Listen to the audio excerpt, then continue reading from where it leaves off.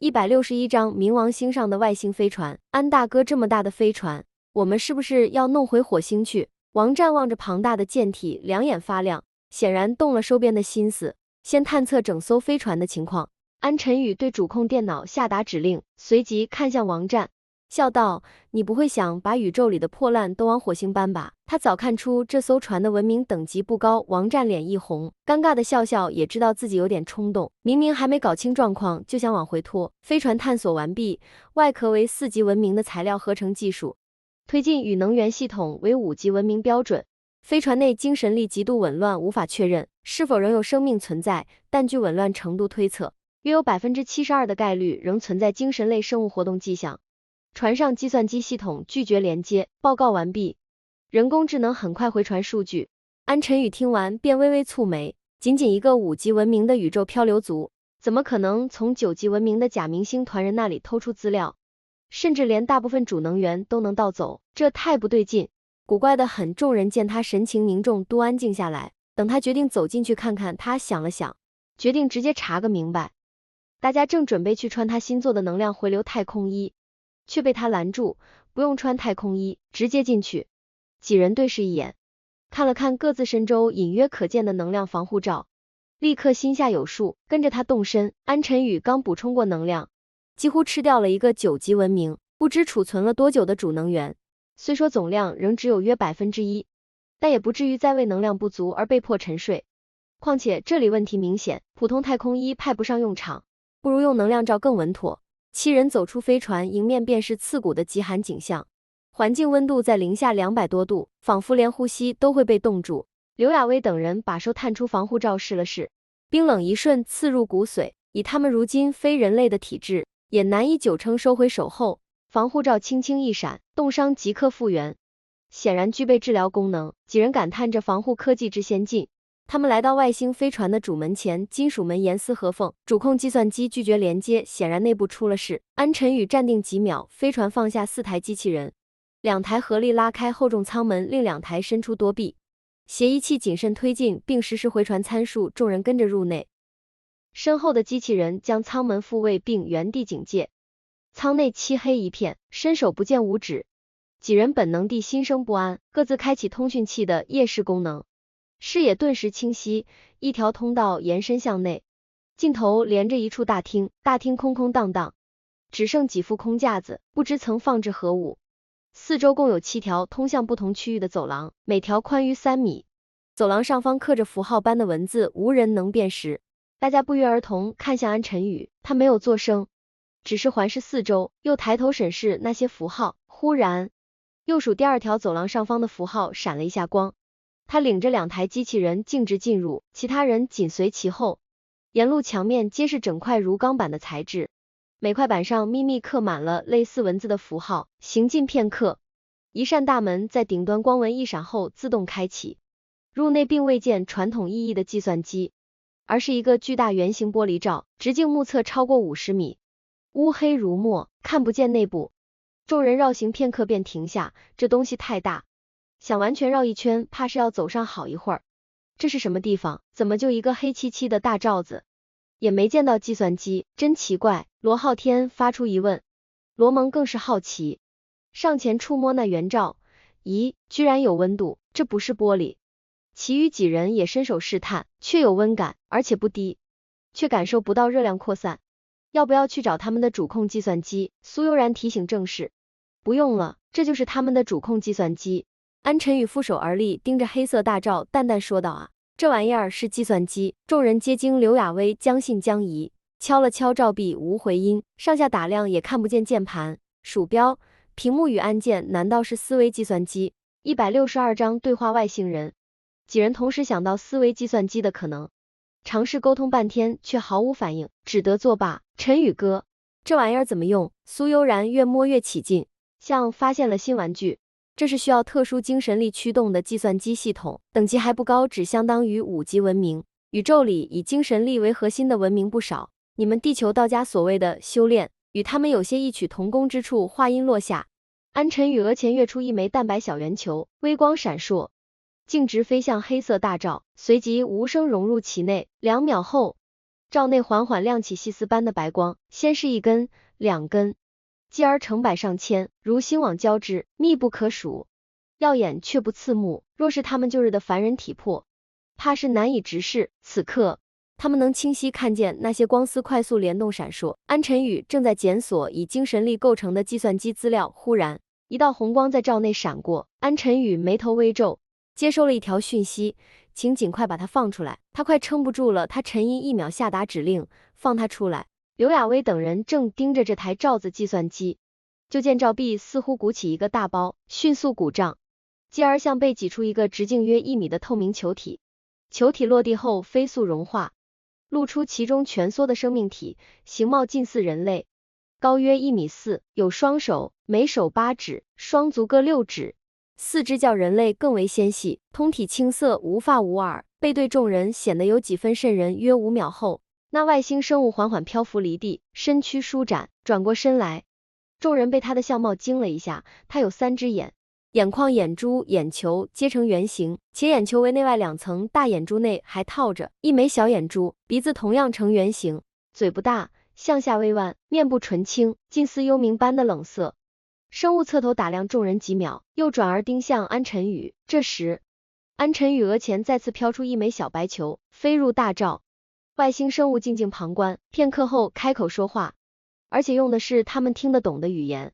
几人立刻反应过来，方才那枚小白球里包含了地球语系数据，对方已瞬间掌握，效率惊人。你们好，感谢你们来到这个临时基地，请问你们来自哪个星系？外星人的语句流畅，声线低沉，难辨雌雄。哪个星系？我们就是这个星系的呀，我们从地球来。罗蒙很快答道，同时也纳闷对方为何这样问，这是他们第一次与真正的地外生命交流。外星人眼前浮现一幅星图，太阳系行星围绕太阳公转，轨道清晰可见。你是说你来自这颗？他指向地球。对，不过现在地球已经成了水球，我们不住在那里了。罗蒙的语气略带伤感。外星人闻言明显一惊，眼前高速滚动起一串符号，运算片刻方才停下。这不可能，我们在此迫降仅12亿年，以你们文明的发展速率，不可能达到这种程度，一定是有其他文明援助你们，对吗？罗蒙刚欲开口，安晨宇便接过话头，不想让兴奋的初次交流冲淡重点。你们的飞船怎么了？为何迫降在这里？外星人神情黯然，我们的文明遭逢大难，我不确定它是否还存在。他轻叹一声，继续道，我刚才换算了你们地球的时间，我们在这里迫降了12亿年，这件事要从那时说起。我们来自星河星系，是一个以精神力为主的文明群体，算是宇宙中较为常见的一类。虽然精神系文明不少，但我们一度也算佼佼者。当我们的文明发展到5级时，有一天，一艘太空飞船抵达母星，走下5个形貌温和的生命体，他们带来了许多好东西。由于我们专注精神力修行，机械技术薄弱，他们却用假明星团人的机械科技作为诚意。你们也许知道，假明星团是专精机械的星系群体，文明高度已达9级，对方交给我们的是假明星团人7级的机械科技。我们的管理层因此相信了他们的诚意，准许他们在我们的星系落脚。灾难也从那一刻开始了。163章外星人的故事与阴谋。我们在这颗星球上停留一段时间后，管理层逐渐发现许多人出现了各类古怪症状，但无论怎样检查都找不到原因。起初大家以为是生物病毒作祟，可对那些异常个体进行详尽检测后仍毫无所获，于是怀疑转向那5个奇怪的生物，认为是他们在暗中捣鬼。出乎意料的是，他们主动拿出一项8级生物文明的技术赠予我们，这份慷慨迅速打消了管理层的戒心，大家转而热衷研究那套高等科技。然而文明等级差距过大，绝大部分内容无法解读，令研究团队异常焦躁。不久之后，异常人群越来越多，他们开始拥戴那5个怪物为领袖，管理层这才意识到问题严重，却为时已晚，局面与人心已经失控。那些人利用我们刚刚拼凑出的7级机械科技与8级生物科技，裹挟着几万亿同胞，直扑假明星团所在的星系，我们文明超过97%的人随之而去，这无异于笑话我们的技术至多只有8级文明的1%效能，而假明星团的机械科技已达9级，贸然出征根本就是送死。但他们像被洗脑一般，变成那5个生物的奴隶，无法自拔。后来我们才得知，那5个生物的真正目的是驱使大军去送死，以吸引假明星团的注意力。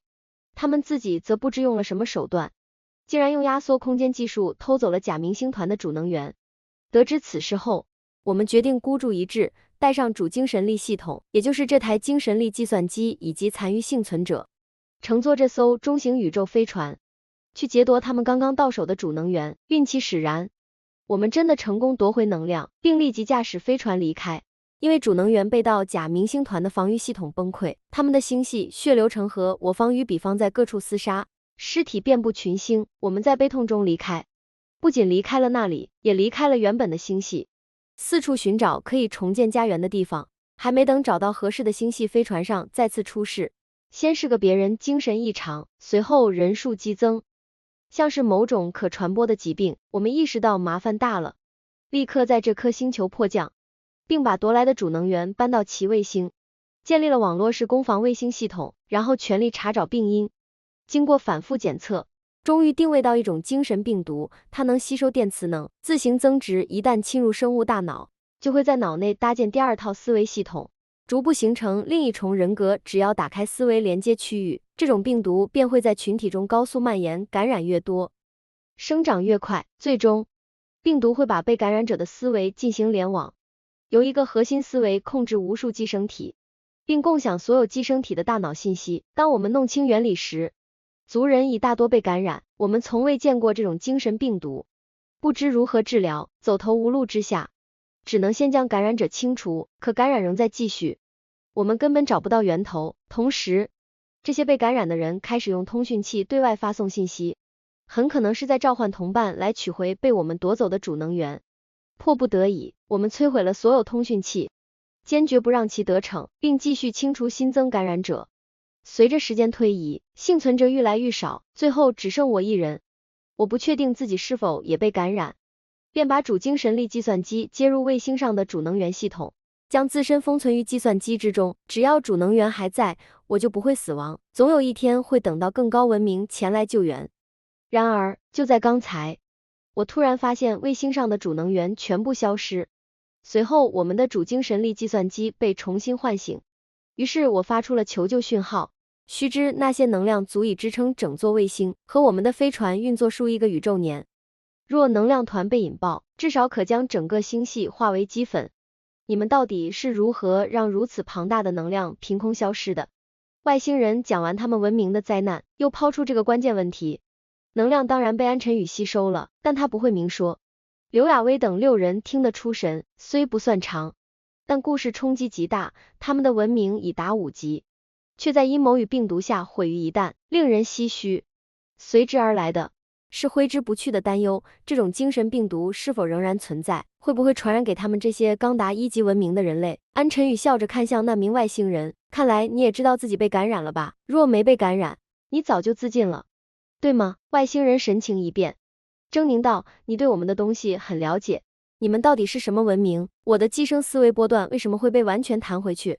第164章吃掉计算机。外星人话音未落，刘亚威等6人几乎被吓得不轻，他们这才明白，刚才外星人并非好心讲述，而是在叙事的同时暗中释放精神病毒，试图侵蚀众人的思维。幸而安晨宇的防护严格，对方才一直无功而返，如今见势不妙，便露出真面目。安晨宇淡淡一笑，还是要谢谢你，把星河星系文明的覆灭过程说清楚。看看你周围吧。外星人循声四顾，只见空中不断涌现细小白色光点，越来越多，也越来越亮。他先是惊骇，继而尖叫，光子融合流，你们是11级文明的光束系生命，放了我！11级文明怎会出现在这里？安晨宇没有理会，无数光点迅速织成一条旋转的光带，将外星人团团包裹。随着旋转速度提升，光带愈发凝练，中心那道身影边叫边旋，最终被彻底同化，消失无踪。几声轻响过后，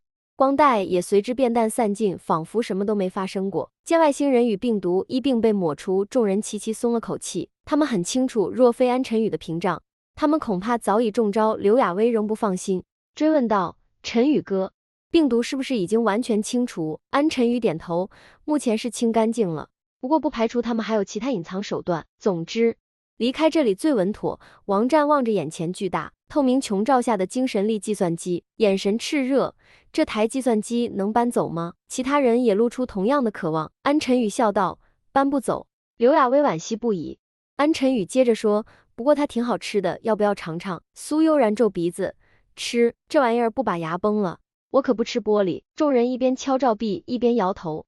安晨宇笑道：“不是吃外面，而是吃里面的精神力。这东西厉害得很，虽然他们已经构成内部神经网络，直接吞吃会有些浪费，但既然带不走，就吃光吧。”众人恍然，但又困惑，精神力如何入口？安晨宇解释道：“这群星河星系的人专修精神力，每当修到最高境界，就会把自己的全部精神力注入这台计算机，然后身亡，所以里面沉积着无数亿万人的精神力。他们还有一种特殊连接法，当精神力累积到一定阈值，就能在内部进行一次思维联网，计算能力呈指数级跃迁。以他们当前水平，仅实现过一次内部连接，但这也让原本为10的算力跃至100，每次联网都会有损耗，所以你们看里面似乎很满，实际上还远没达到极限。”说话间，他指向罩内，众人细看，果然有大片空隙，并未填充殆尽。这类计算机也不是单人可控，需要多人协同，而且对人类来说仍过于超前，研究价值有限。现在我教你们怎么吃。他头顶升起一个硬币大小的光环，随即一闪化作6个，分别贴在6人额头。下一刻，光圈从额头探出1寸，6人顿觉眩晕，身体发虚，几乎站立不稳。这是大脑精神力通道被强行拉开的反应。安晨宇抬手，巨罩表面立刻裂出6个小孔，浓稠的精神力如泉涌出，被6人额前的光环吞噬，直灌入脑海。短暂不适后，他们的身躯稳定下来，神情由恍惚转为陶醉，不过10秒不到，便又齐齐皱眉，显出负荷过载的痛感。安晨宇早有准备，双目蹦出6道电光般的细线，与那股精神洪流一同注入6人的大脑，将其导引、分流与稳压。几分钟后，他判断火候已到，合上通道，罩内精神力肉眼可见减少了至少1/5。这个数字让他也微感惊讶，人类大脑的潜能与封存容量，却有可观的进化前景。你们歇一歇，剩下的我来。他说完，头顶升起一个比大盘还大的光环，罩壁上同时打开一个直径3米的大孔，不到5秒，余下的4/5精神力被他一扫而空。6人这才缓缓睁眼，亲眼目睹安晨宇几乎在瞬间吃光全部精神力，不禁瞠目结舌。安晨宇恢复常态，微笑询问：“感觉如何？精神是不是顺畅多了？”165章下一站天狼星系。几个人闭上眼静静感受，果然精神状态好的出奇，好的有点不像自己，那种饱满与清澈前所未有，仿佛精神能变成实质一般。随着他们依次睁眼，一道道几乎有形的目光射出，人人都觉得像在精神层面彻底脱胎换骨。你们只是吸收了很少一部分精神力，安晨宇解释，绝大多数都被我封存在你们大脑深处，等你们的精神力逐渐增强适应，那些被封闭的精神力会慢慢融入，成为你们的一部分。没想到人类大脑竟能封存如此多的精神力，比很多生物的容器都要好，可惜一直没被开发。这和文明发展时间太短有关。精神力加强后，你们会越来越聪明，智慧会同步提升，视力会更好，思维拓展能力也会随之增长。等你们学会用精神力控制身体，甚至可以用意念搬动物体，就像这样。话音落下，刘雅薇的身体便缓缓飘起，像被无形之手托住一般，慢慢滑向安晨宇。众人看得目瞪口呆，这不就是传说中的超能力吗？难道他们也能拥有？6个人兴奋不已，安晨宇却泼了点冷水，现在还不行，精神力必须长期锻炼，持续积累。你们虽然吸收了很多，但还不会控制，等掌握了控制，再谈运用。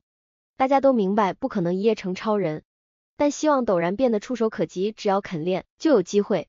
他们回望旁边那座巨大的透明罩体，心里暗暗啧舌，原来计算机还能这么吃，可惜罩内如今一片漆黑，剩下的精神力早被安晨宇吞光。晨宇哥，刚才那个外星人到底是什么怪物？居然能释放精神病毒，太恐怖了！5个生物就毁掉一个5级文明，要是到了火星，人类岂不是几天内就全灭了？罗蒙开始为人类文明前途担忧，宇宙中的危险太离谱，一不留神就不是死一个人，而是整个文明覆灭。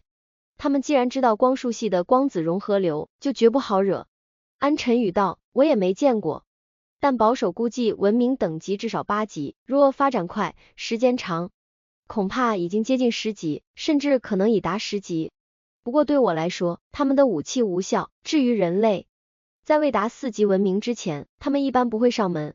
他们选择的目标多是中等且对他们有利用价值的文明，人类对他们来说差不多就是蚂蚁。众人虽然松了口气，但听到人类弱到连被侵略的资格都没有，心里仍不是滋味。好在至少还能继续发展一段很长的时间。刚才那个外星人的话是真的吗？刘亚威仍心存疑虑。文明超过3级后，生物一般很少说谎。安晨宇点头，他说的大体属实，不过肯定有所保留，只挑了一些无关痛痒的内容说了，算了，不必深究，反正那个文明也已毁灭。他转身往外走，6人紧随其后。我们不继续在里面看看了吗？快到舱门时，罗浩天问，他们是修精神力的文明，精神力计算机都吃光了，剩下的基本是废铁，况且整艘船本就是一个陷阱，等着猎物上门。走吧。太空船缓缓离开这颗冰冷星球，只留下那艘数十公里长却再无用处的巨舰。精神力与主能源被他们7个吃得一干二净，收获最大自然是安晨宇，但6人也各自吃尽并储存了大量精神力，已经非常满足。他们或安晨宇不同，后者简直是个无底洞。现在就回火星吗？苏悠然显然不想这么快返航，毕竟才出来几个月，既然出来了，就再去别的星系看一看吧。安晨宇笑道，我们手上有2份地图，一份是星河星系，一份是天狼星系，你们选哪儿？他已将精神力计算机中的大量资料拷入自己的能量数据库，精神力被吃掉后，计算机等同报废，信息必须转移。若把海量信息直接灌入6人脑中，早把人撑成白痴，只能由他来承载。资料里不仅有他们星系的地图与坐标，还有一份10几亿年前的部分星系太空定位图。天狼星系，天狼星系，天狼星系。6人不约而同给出同一个答案，星河星系多半已成废墟，而他们更想知道天狼星系为何留下那座庞大的地底主城后就匆匆离开。好，那就去天狼星系。安晨宇调出了天狼星系的星空定位图。第166章人类文明前途的艰难。天狼星系距离此地约1200光年，要想在可接受的时间内抵达，就必须拥有足够能量进行空间跳跃，否则得飞上几千年。安晨宇操纵飞船，开启2套能量储蓄喷发器，同时启动防护罩与内部反重力加速系统。星空一闪，飞船便消失在原位。飞船内，6人只看到外面的星海抖动了一下，下一瞬又恢复如常，只是星点位置略有变动。我们到天狼星系了。刘亚威难以置信，其他人也有些发懵，这速度也太快了，简直是他们第一次真正意义上的星际旅行。没错，星系图显示这里就是天狼星系。我用了2种文明的空间跳跃技术，所以速度极快，也无需加速，但代价是能量消耗巨大。好在我们的飞船最不缺的就是能量。安晨宇顺口解释，众人并不知道，这一次的能量消耗是常规跳跃的数倍，幸得那4套能源系统。接下来去哪儿？这里的星球好多，这个星系到底有多大？罗蒙望着舷窗外问。当然先找有人的星球。王战抢答，他们既然在地球上修了金字塔，那在自己的母星肯定也修了不少。没错。安晨宇点头，金字塔其实是一种特殊通讯建筑，内部注入特定能量后可成为星系间通讯器，类似你们的人类扩音喇叭。当然它结构复杂，还需要配套的辅助设备，能量转换也很特殊，所以用的人不多。但既然他们在地球有部署，在母星或核心星上多半也会建立相应设施，以保证实时通讯与安全。说罢，他开启飞船的隐形与反探测系统，开始在天狼星系中搜索文明踪迹。与此同时，火星上的安童已经接收到了安晨宇临行前传回的信息，他不仅把冥王星上的经历全程录像发送，还将自己吸收剩下的那4/5精神力装入特殊容器一并送给了他。安童在身体彻底改造后，最缺的就是这种精神燃料，补上便大有裨益。而安晨宇自身已不再依赖这类辅助，足足2个月，安童才将那些精神力全部消化。此时的他几乎成了超人，睡眠对他已属多余。他能以精神力完全操控身体，在天空自由飞行。过去他就能看穿人的思维，现在不仅能看，还能用精神力影响与控制。至此，他才真正具备文明引导者的样子。通过视频，他完全明白哥哥的暗示，太阳系周边如今已成孤域，即便存在文明，多半还停留在原始阶段，甚至可能低于地球旧文明，不是奴隶制，就是封建制。按理周边应布满高级文明，如今却星域多处荒迹，基地遍地成废墟，唯余文明残痕。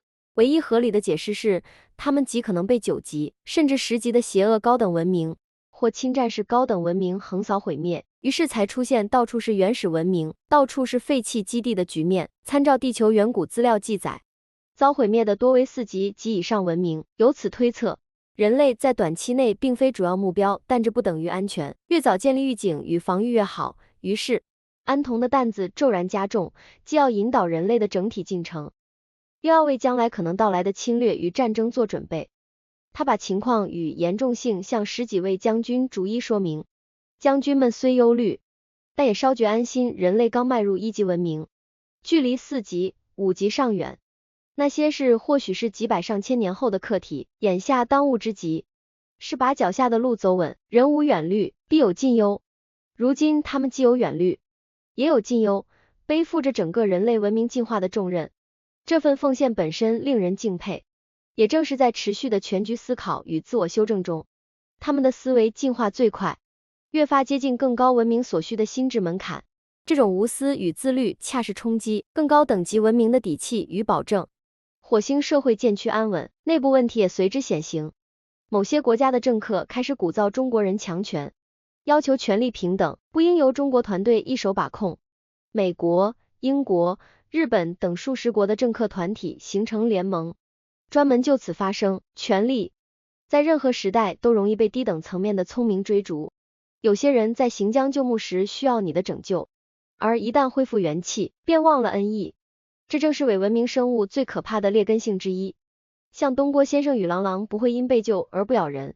也有人会说，不追求权力就是无能的表现，所以越来越多人不惜一切追逐权力，为了表现，为了私利。当然也有人是为更好的服务众生，即便最好的政策也会遭遇反对，即便社会再稳定再和谐，也会有反社会者存在。可你见过修佛者反佛祖吗？见过修道者反三清吗？为什么那么多人生活在人类社会，却选择反社会、反人类？这或许正是人类文明要跨越的又一道门槛。167章分权。砰！赵主席重重一拍桌子，顺手把信息记录屏摔在桌面上。10几位将军看完屏幕上的内容，怒气也被点燃。赵主席，这些人都该杀，居然要分权，他们脑子在想什么？疯了不成？我们辛辛苦苦把他们拯救到火星，如今居然提出这种要求，而且还是这么多人。干脆一位将军气得拽胡子，话没说完，面目已尽狰狞。赵主席抬眼看了他一眼，对方立刻收敛情绪，他明白，这样关乎文明未来走向的大事，必须由安童来定，否则会酿成更大的问题。他只是发泄一下，随即端起茶杯慢慢品茶，说到这壶好茶，还多亏了苏悠然投喂，他用生物技术改良了茶树，既增产又不改口味，种植条件也不再苛刻。赵主席家里因此种了不少，常年有好茶可喝。在座众人忙于政务，恐怕也只有苏悠然会顾及这种享受。见赵主席神色平静的喝茶，10几位将军心领神会，齐齐把目光投向文明引导者安童。这里最大的问题，终究得由他拍板。他们可不会像那些闹分权的人一样愚蠢，他们很清楚掌握最高权力需要更深的知识、更先进的思想与更开阔的思维，而在座唯有安童具备这份资格。安童拿着信息记录屏，见众人望向自己，满意的点点头。他明白，决策者最怕的是不知自己愚蠢，而那些要求分权的人，恰恰在做愚蠢的事。那些外国代表并没见过安晨宇，甚至不知安童的真实身份，只当他和苏悠然一样，是哪位将军的孙女。平日对外发言与发布号令，多由赵主席和10几位老将军出面，于是能有今日之局。他们便以为是中国方面发现了古代外星人遗留的技术与基地，才会出现如今的分权局面。安晨宇、安童与诸将的会议全程加密，外界无人知情，除了最高层，没人知道安晨宇并非人类。安童笑了起来，这次分权的诉求正合他意。你们都认为分权是坏事吗？他扫视众人，呵呵。我觉得也许是好事。赵主席放下茶杯，先行表态。看见安童的笑，他已经猜到几分，也更明白他为何凡事不露面。十几位将军对视一眼，心照不宣，纷纷笑出声来。果然是一群老狐狸。可这权该怎么分？刘将军皱眉发问。此言一出，除安童外，众人面色皆凝。如今的人口12座组成技术与科研系统，科学家与军人编制等牵连繁多，确实难分。既然决定分权，就不能草草打发，后续问题太多太复杂。不过他们并不担心，这种事自然由文明引导者做最后决策。若连这点都处理不好，还谈什么文明引导？这题太简单。安童开口，发布全民公告，把来龙去脉完整公开，随后按人口比例分配主城的使用权。所有普通人、科学家、军人，全部自愿流向，愿随我们或随他们，悉听尊便。一句话解了复杂难题，众将却隐约觉得太干脆，纷纷低头沉思，完全自愿。他们点点头，意识到自己跟随安童久了，思维方式也在变化，不再像过去那样管控式思考。那技术怎么办？赵主席继续追问。除武器系统外，所有现有技术一律公开，面向全民。而继续研究的成果统一保密。安童不假思索，全部公开。宋将军忍不住惊呼，众人亦目露亚色。只有如此，人民才有真正的选择权，才谈得上公平，也才符合文明发展的规律。如果人类对自身所处的时期与阶段一无所知，你让他们凭什么选择？掷头子吗？我们的职责是带领人类走向更高等的文明，而不是让他们在无知的迷雾里徘徊。信息透明能显著提升文明的自我进化速度，反之，一遇紧急灾难，人类可能再度毁灭。我们真正需要的是能自省自悟自强的人类，唯有与这样的群体并肩，我们才能走得更远。说完，他坐回去继续翻看储存资料。约10分钟后，宋将军首先开口，我同意安小姐的意见，我也赞同。刘将军紧接着表态，他与宋将军向来站在一条战线。两位主力将军开口，其余人纷纷附议。其实他们心里早就赞同，只是等着两位及赵主席先行表态而已。人人平等没错，可在场合上还是要拿捏分寸，小心思也不会彻底消失。一级文明的觉悟，离真正的信息透明、群体一体还差得远。既然大家都同意，我就去对外宣布。赵主席做了最后总结，作为对外最高指挥官，这个决定理应由他口中发布。168章中华文明与西方联合文明。赵主席起身之际，通讯器已收到安童发送的分权实施细则，10几位老将军亦同步接收。随即，他以最高指挥官的名义对外公布：第一，多国代表提出各自推进的诉求，中国方面已同意该请求，因为人类文明并非单一国家的事。第二，除武器外，现有一切科技成果全面公开，生物计算机、化学、物理等所有技术内容对全民开放。如今人类已普遍改造，智力与体能大幅提升，足以理解大部分内容。此举瞬间引发哗然，有人害怕新的矛盾会接踵而至，也有更多人欣喜，他们终于可以据实判断自身处境，不再被蒙在鼓里，未来目标更为清晰。公开本身也收拢了更多民心。第三，分权后，中国主导的这一文明将重新命名为中华文明。中华文明将以开放、发展、进步为核心继续前行，与另一个或数个分立文明之间将建立新的外交关系，具体事务择期商谈。第四，全人类成员可自由选择归属，无论普通人、科学家、军人均可自愿加入人一文明，绝不强迫。第五，设置过渡期，在2火星年内，中华文明允许他人及时加入；2火星年后，中华文明允许成员离开，但不再接受任何重新加入。其他细节将陆续通过各家各户的家庭信息通讯器公布，随时可查。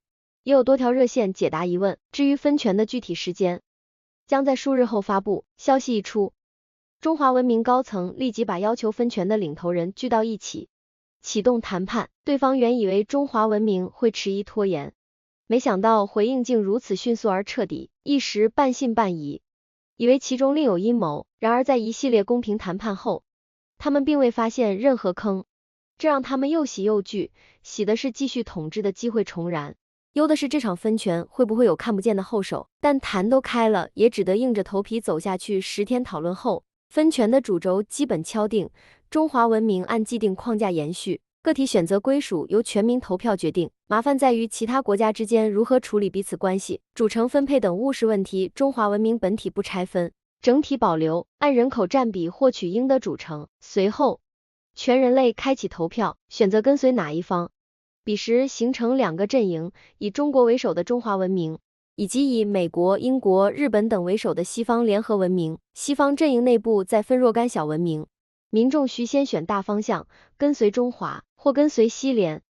2火星年内可以自由转换，7天投票很快结束，只需在家中信息通讯器上完成选择，系统便将家庭成员的身份证号与选择记录在案。结果出炉，众人颇感意外，选择中华文明的人数竟达38亿。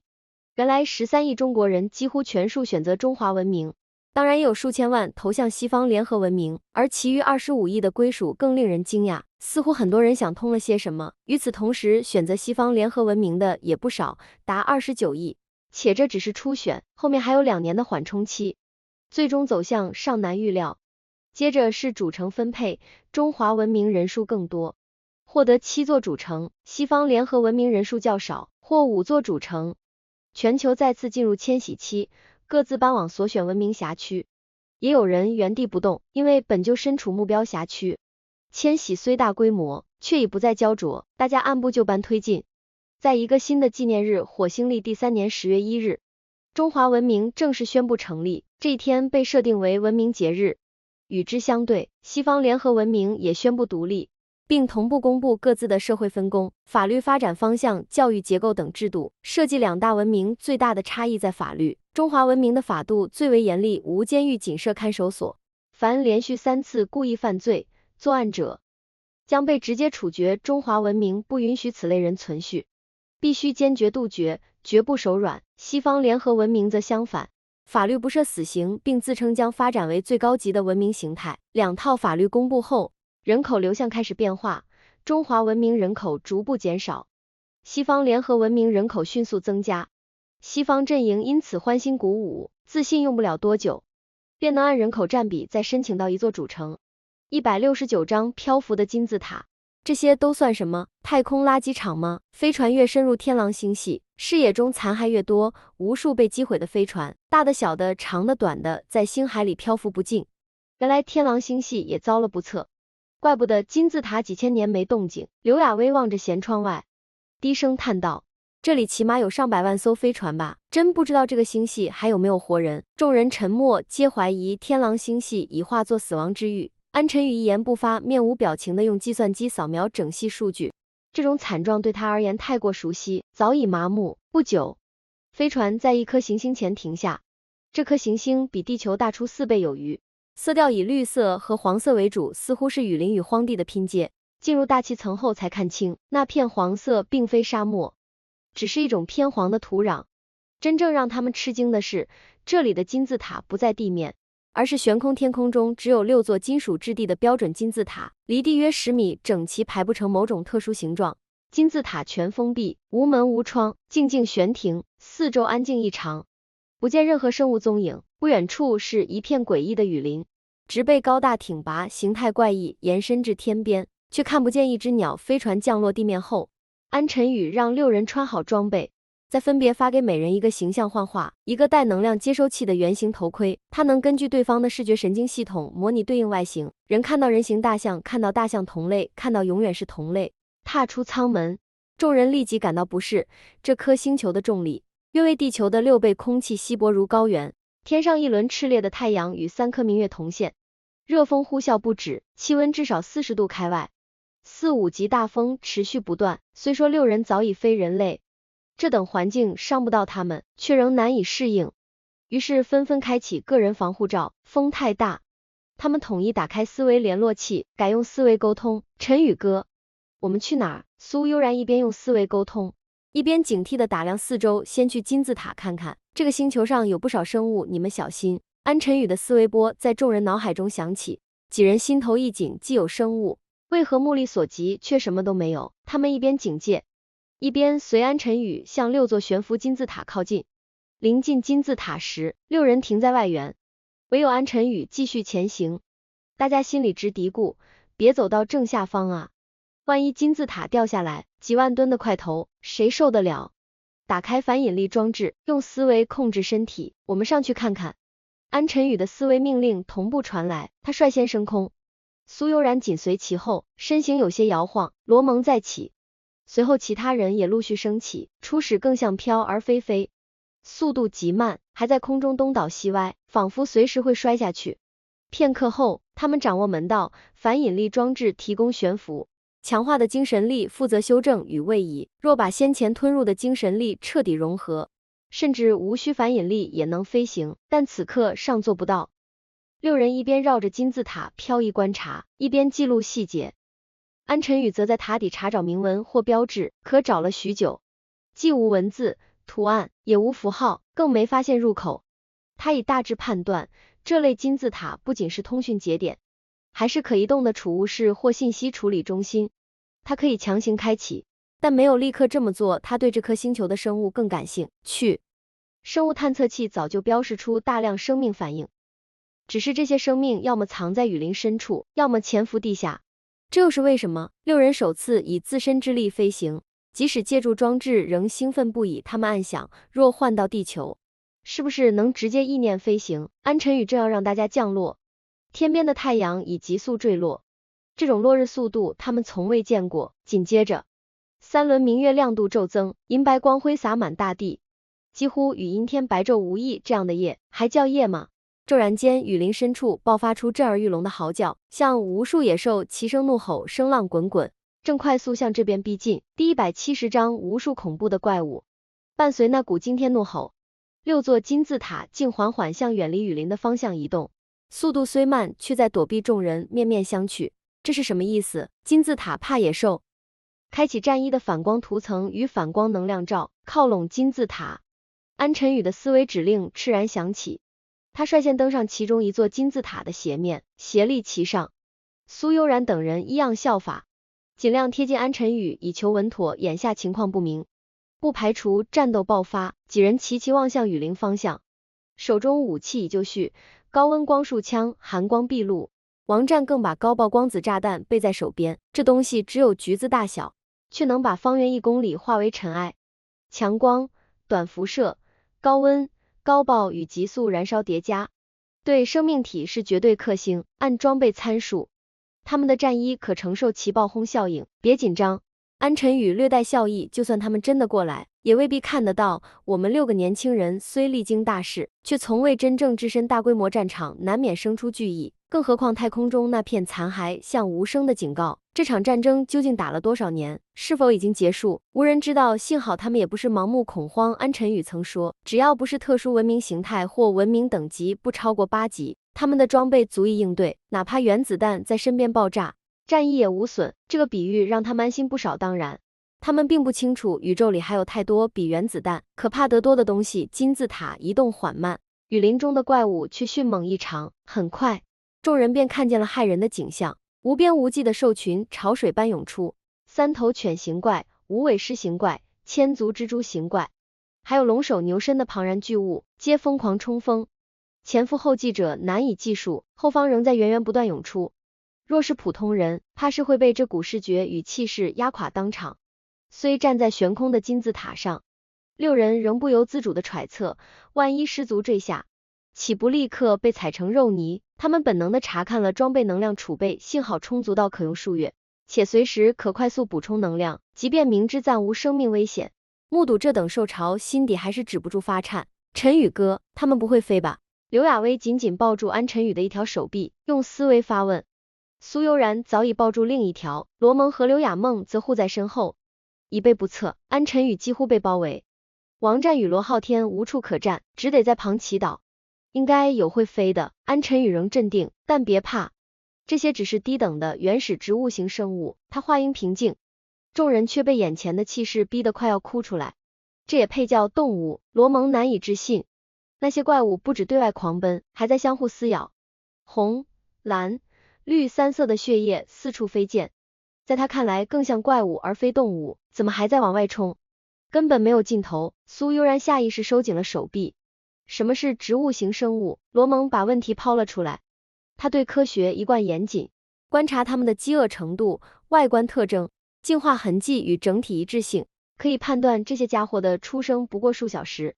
安晨宇不紧不慢，数小时内长到这规模与体量，只能是植物性的快速增殖模式，否则不会如此迅速。什么？才出生几个小时？王战惊讶，一出生就这么强，如果继续进化下去，不是无敌了，而且数量这么夸张，这是一种粗暴的野蛮侵略模式，只对低等文明有效。安晨宇解释，对4级以上文明基本无用，到6级，甚至可以直接无视，就像当你能无视一枚手雷时，一发子弹还能伤到你吗？高等文明控制能量的方式高度复杂且多样，人类现在仅处在生物级程序中的分子级状态，而宇宙里还有原子级、粒子级、引力子级、棋子级、光子级，乃至超光子级的生物程序形态。他们对能量的掌握远超你们的想象。若只想靠数量席卷宇宙，无异痴人说梦，活得不耐烦了。再者，这类植物型生物自身难以进化，除非有高等生物文明强行介入，但那种进化模式不会出现在这种地方。6人听懂了，想用海量去填平文明极差，是幼稚与无知，可理解归理解，心底仍泛起一丝自卑。他们自以为已足够聪明，然而在能量控制层级上，人类仍太过低微。